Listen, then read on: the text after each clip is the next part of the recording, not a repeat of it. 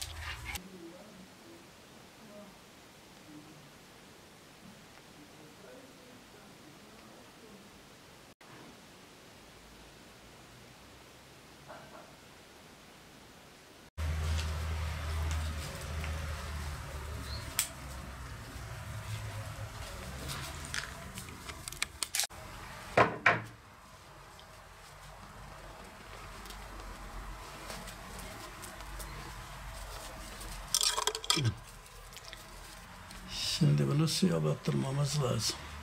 Bunu böyle örmem için. Diyoruz, yumuşuyor. Onun ismi bambu.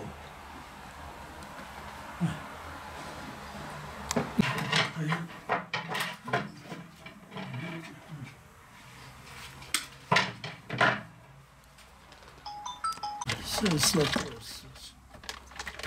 Başka yok. Bizim ailede yok. Hatta köyümüzde bile yok. Ama benden başladı. Benden sonra bir sürü insan, bir sürü akraba, çocuklar oldu zaten.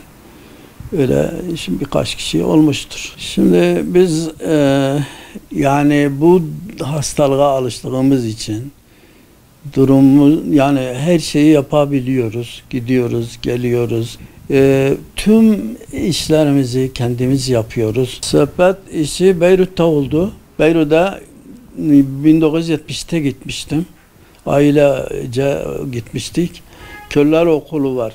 Ben orada öğrendim, öğrettim, yaptım, sattım, kullandım. Yani orada Beyrut'ta öğrendim ve yaptım. Bu iş işte benim başka yapacağım bir iş olmadığı için. Ve orada bu işler yürüyor. Yani bir engelli olarak, bir görme engelli olarak bu işi çok kolay yapabilir. Onun için ve ekmeğimi kazanabilmem için bu işe başvurdum. Kaç yıldır şimdi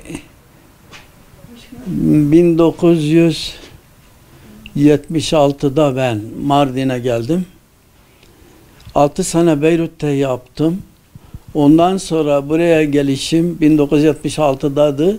Şu ana kadar yapıyorum. Yapıyorum evet. Bu yıl boyunca yapıyorum yani ama az az yapıyorum.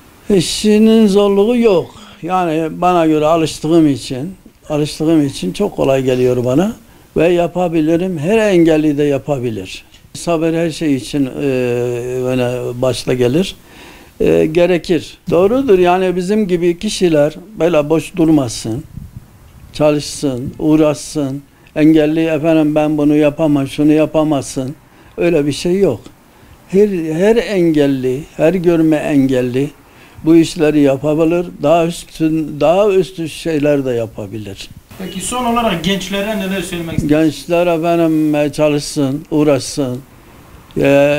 Yani böyle evde oturmaktan bir şey çıkmaz.